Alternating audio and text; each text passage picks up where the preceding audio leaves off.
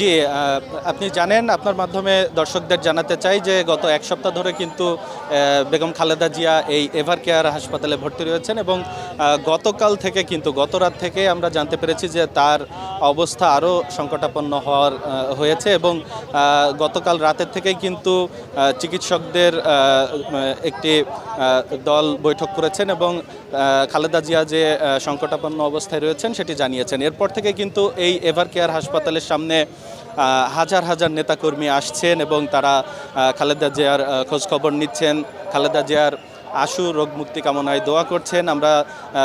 আপনি দেখতে পাচ্ছেন আমার পেছনে কিন্তু হাজার হাজার নেতাকর্মী ঢাকা এবং ঢাকার বাইরে থেকেও অনেকে এসেছেন এবং তারা এখানে অবস্থান করছেন। কিছুক্ষণ আগে বিএনপির সিনিয়র যুগ্ম মহাসচিব রুহুল কবির রিজভী এসেছিলেন এবং তিনি এখানে আমাদেরকে জানিয়েছেন, আমাদের এবং সাধারণ মানুষের উদ্দেশ্যে তিনি জানিয়েছেন, অনুরোধ করেছেন যে তারা যেন এখানে ভিড় না জমায়, তারা যেন এখান থেকে সরে গিয়ে বাড়িতে বসে বেগম খালেদা জিয়ার জন্য দোয়া চান, সেই অনুরোধ তিনি জানিয়েছেন। এছাড়া সকাল থেকে কিন্তু আমরা দেখেছি এনসিপি এবং বিএনপির সিনিয়র নেতৃবৃন্দরা এসেছেন এবং তারা খালেদা জিয়ার শারীরিক অবস্থার খোঁজখবর নিয়েছেন, তারা সাংবাদিকদের সাথেও কথা বলেছেন।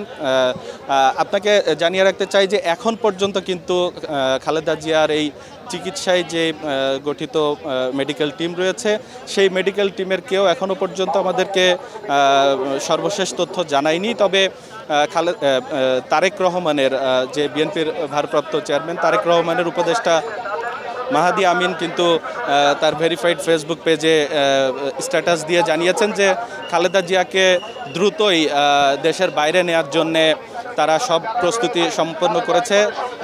ইতিমধ্যেই কিন্তু অত্যাধুনিক হেলিকপ্টার এবং এয়ার অ্যাম্বুলেন্স সেটি কিন্তু রেডি রাখা হয়েছে এবং লন্ডনের একটি হাসপাতালের সাথেও কিন্তু কথা বলেছেন তারা, সেই হাসপাতালেই নেওয়া হবে। তবে যেটি জানিয়েছেন চিকিৎসক এবং তার খালেদা জিয়ার স্বজনরা জানিয়েছেন যে তার অবস্থা এখনও পর্যন্ত উন্নতি নয়, অবস্থার কিছুটা উন্নতি হলেই তিনি এয়ার অ্যাম্বুলেন্সে উঠতে পারবেন। এরকম অবস্থা হলেই তাকে নিয়ে দেশের বাইরে নিয়ে তাকে উন্নত চিকিৎসা দেয়া হবে। এই ছিল আমার কাছ থেকে সর্বশেষ।